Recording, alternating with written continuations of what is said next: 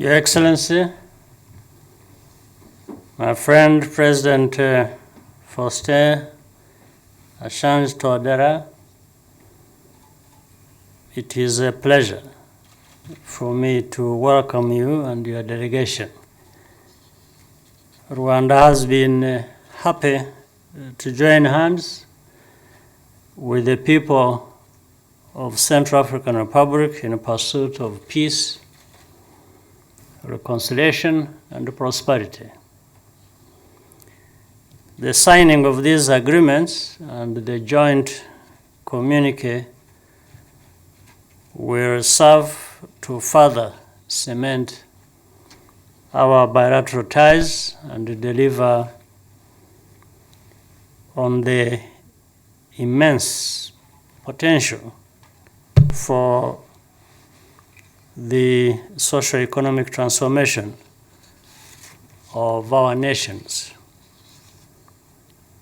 Sustained cooperation across the continent is essential for all of us to be able to succeed.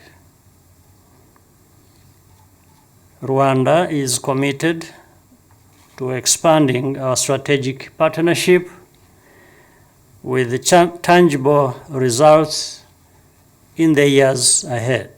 Mr. President, once again, I thank you for the honor of this visit. Merci beaucoup. I now invite you, Mr. President, to deliver your remarks.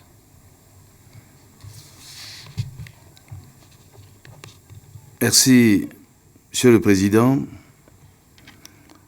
Je voudrais vous remercier très sincèrement pour l'invitation qui nous a été adressée pour cette visite officielle d'amitié et de travail, invitation que nous avons accueillie avec beaucoup d'enthousiasme. Je voudrais aussi saluer l'accueil combien chaleureux qui nous a été réservé, à moi ainsi qu'à ma délégation, ce qui témoigne de l'hospitalité légendaire du peuple frère rwandais et de ses autorités.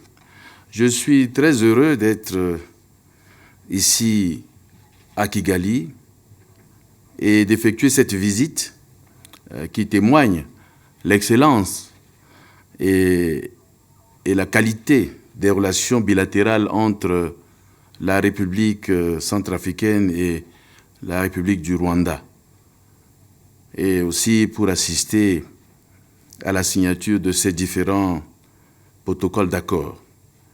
Mon vœu est aussi celui du président Kagame de faire de nos relations bilatérales un modèle de coopération sud-sud fondé sur les relations des valeurs cardinales de solidarité, de partage et d'intégration africaine capable de résister aux aléas du temps et de se pérenniser dans l'histoire. Le peuple centrafricain et rwandais partagent une communauté de destin. Notre visite ici à Kigali nous donne également l'occasion de construire une coopération encore plus forte, mais aussi d'échanger nos points de vue sur des questions d'intérêt commun, tant sur le plan bilatéral, régional qu'international. Sur la coopération bilatérale, je suis venu dire merci. Merci au peuple frère rwandais et à mon frère le président Kagame pour les appuis multiformes apportés à la République centrafricaine dans nos efforts de recherche et de consolidation de la paix et de la sécurité et du relèvement économique. Le peuple centrafricain veut s'inspirer du modèle économique réussi du Rwanda, mais aussi l'exemple réussi de résilience de la réconciliation nationale et du vivre ensemble. Comme vous le savez, le Rwanda fait partie des pays contributeurs de troupes au sein de la MINUSCA. Aussi, face à la détérioration de la situation sécuritaire en République centrafricaine et suite à l'appel lancé par les chefs d'État de la CEAC en décembre 2020, demandant aux États membres qui en avaient la possibilité d'apporter des soutiens à la République centrafricaine, le Rwanda était le premier à envoyer des troupes pour appuyer les FACA dans leurs efforts de sécurisation du pays. Le Rwanda contribue aussi à désenclaver la République centrafricaine à travers la compagnie Rwandair, ce qui est un moyen important de renforcement de la solidarité et de la coopération entre nos deux peuples. Je voudrais également saisir cette opportunité pour informer les investisseurs rwandais qu'il y a d'énormes potentialités économiques en République centrafricaine, ainsi qu'un climat d'affaires très favorable. Je les invite donc à aller investir massivement dans tous les domaines mutuellement bénéfiques. Je vous remercie. Merci, Monsieur le Président. We will now begin taking questions from the press. We'll begin with Max, Centrafrique. Merci. Je remercie les deux chefs d'État ici présents. J'ai qu'une seule question qui est valable pour les deux.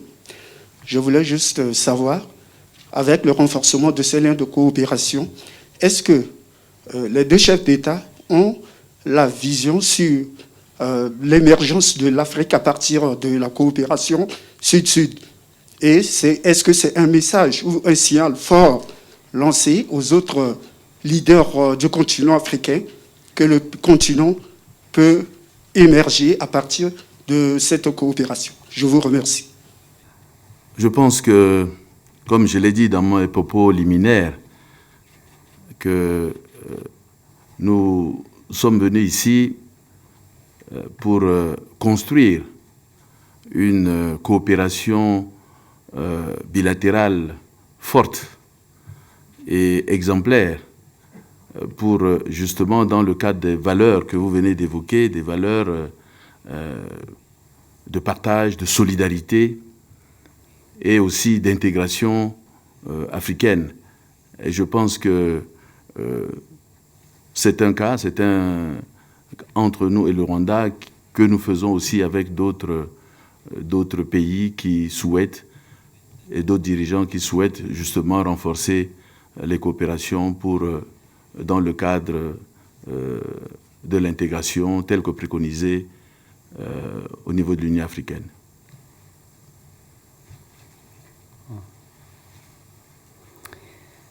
Yeah, on my part, I don't see it different from what President Touadéra has just explained. I just say that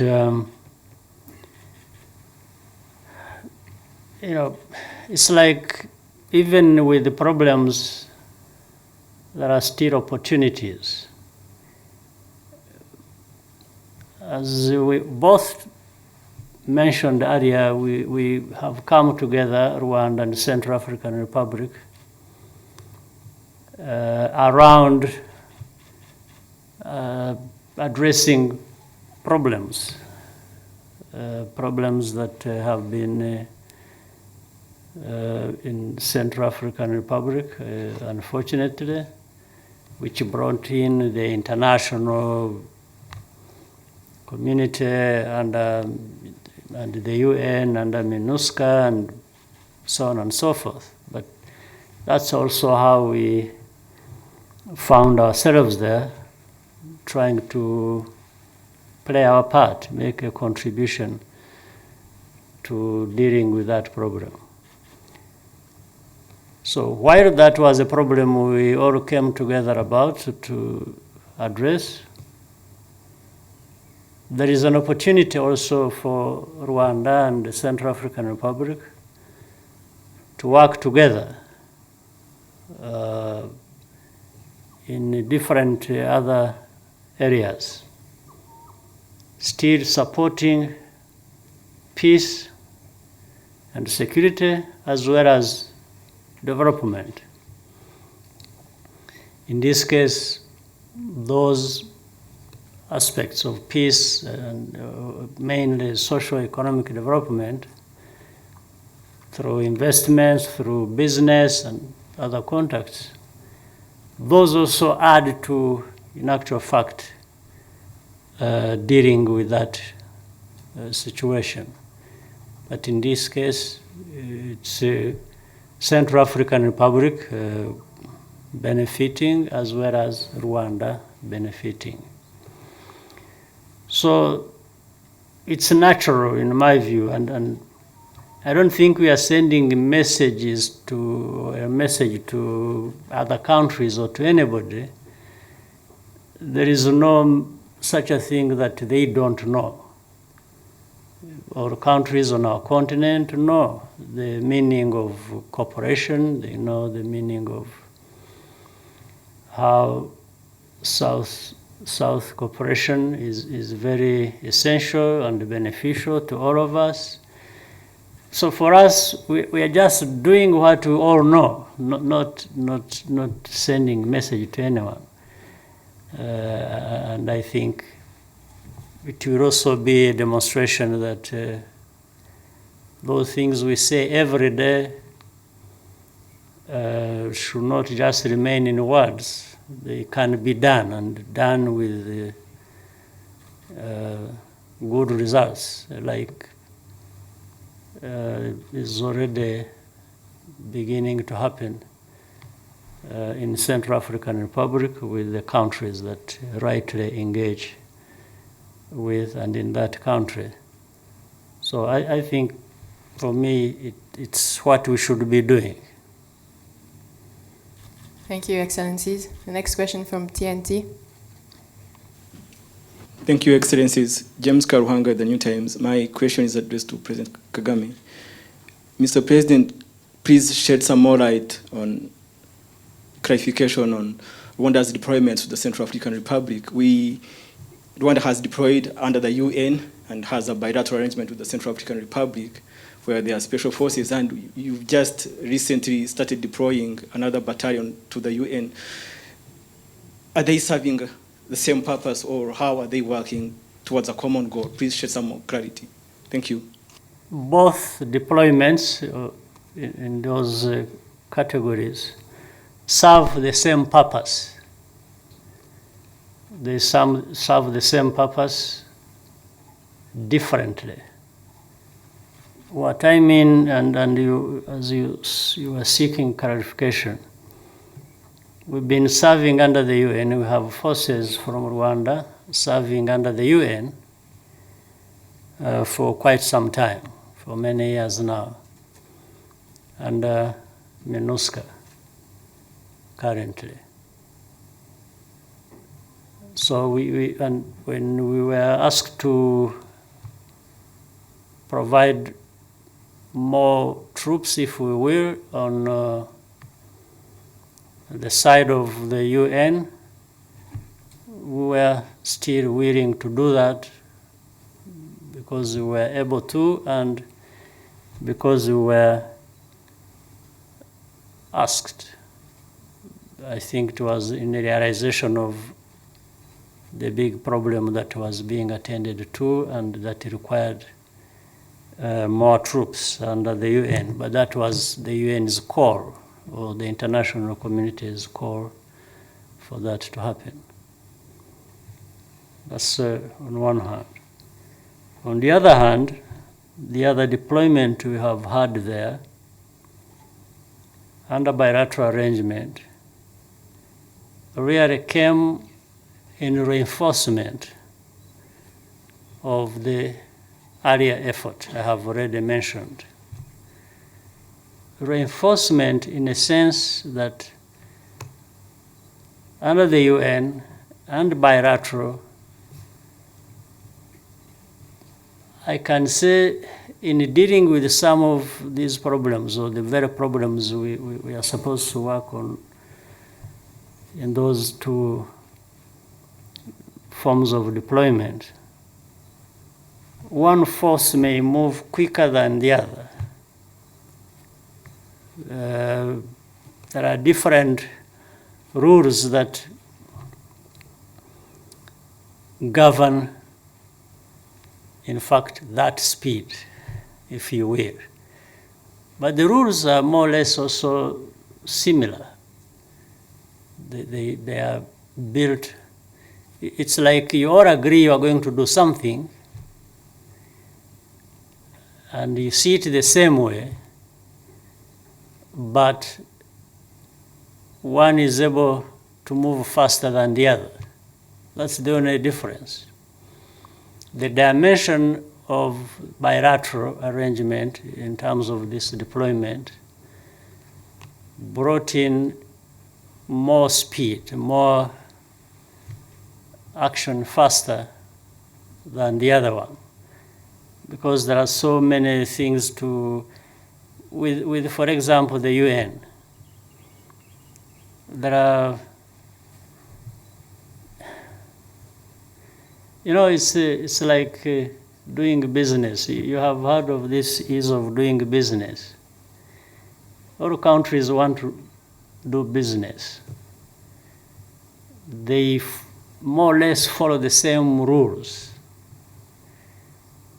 But some are faster in having businesses registered and therefore on the ground doing what they're supposed to do than others, because one track maybe provides you with 100 steps to follow, while the other provides you with 20 steps to follow, or 10, or 5. But you're really all operating in the same area with the same sense of what rules that need to be followed, but on one track you are moving faster than the other. That's the only difference. So there was a sense of urgency when we deployed under the bilateral arrangement, that everyone thought that if we had to wait for the other force, it might take longer to arrive than the actual need was for action in terms of time. So that's why the Central African Republic, which was under pressure of these groups of, operating and moving fast and trying to destabilize. The Central African Republic was going for elections around that time, and these rebel groups emerged and were moving fast. They were threatening the capital. Yes, MINUSCA was there. I'm sure they didn't want this to happen, that the rebels would overrun the city of Bangui and derail the elections. But maybe they were still studying, and sometimes bureaucracies and affect decisions and the speed at which they are made.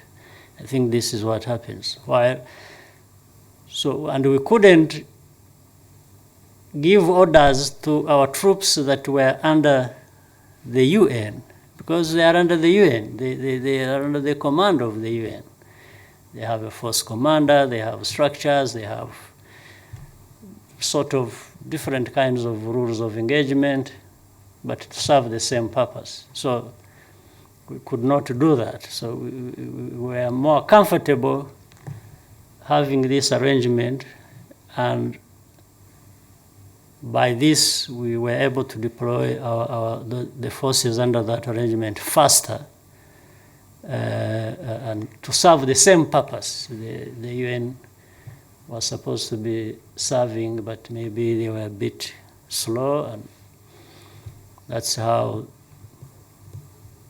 the rules governing them suggest. So I cannot change that.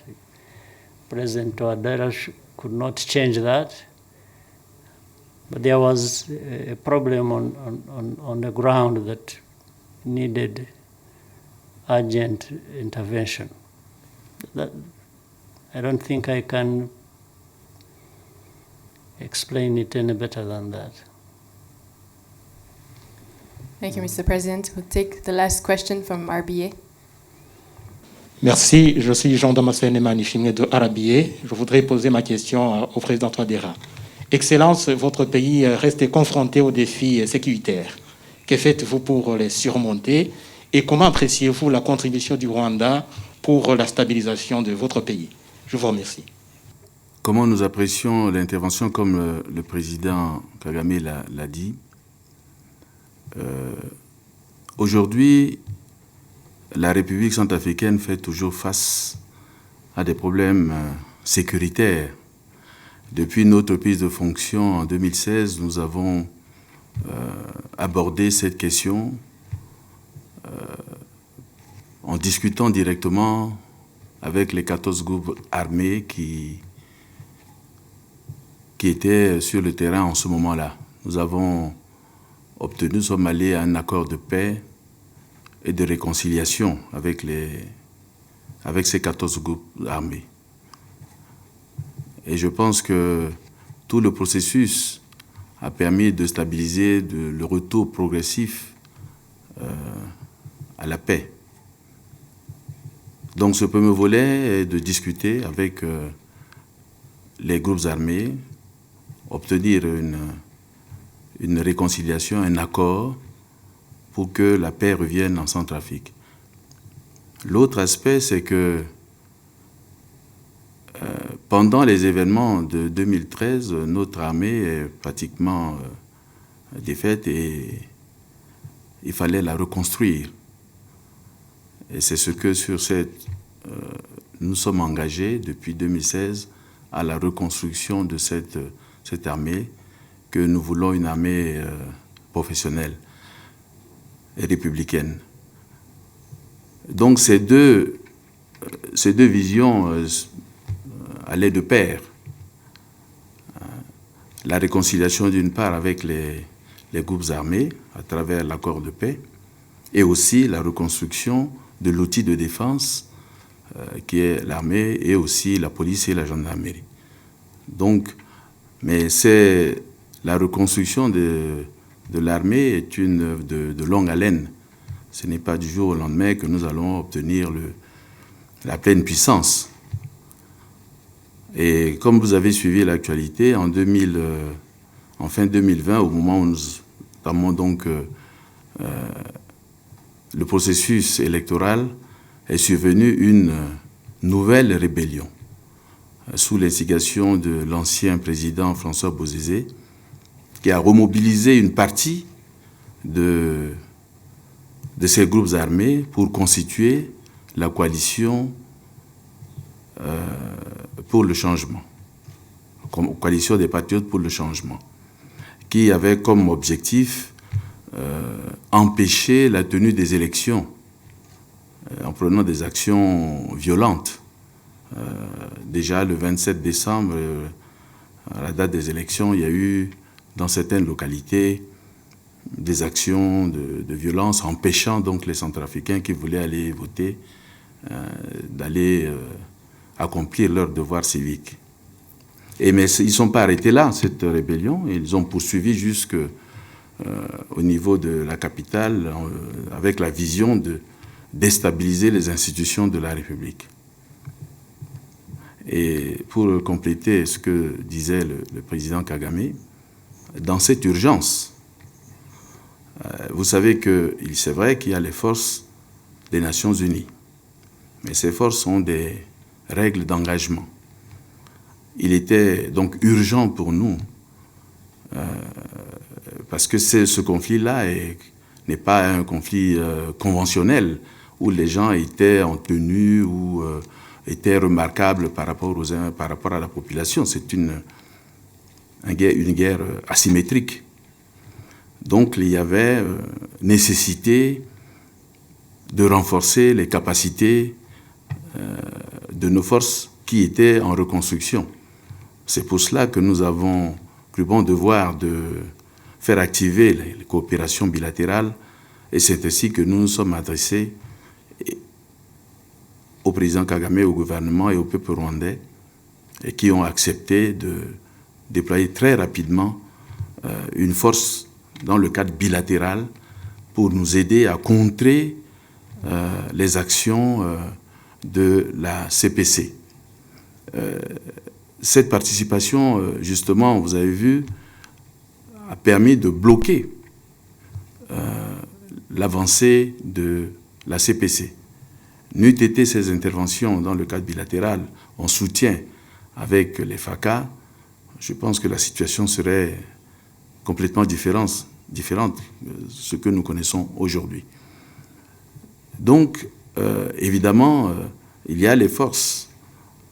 Nous sommes très satisfaits de la contribution, de la manière dont le contingent rwandais travaille dans le cadre force de la MINUSCA. C'est une force qui est très sollicitée, très demandée par le peuple centrafricain au regard de leurs prestations, des résultats obtenus sur le terrain, qui se développe dans ce cadre multilatéral avec ses règles d'engagement et aussi les chaînes de commandement.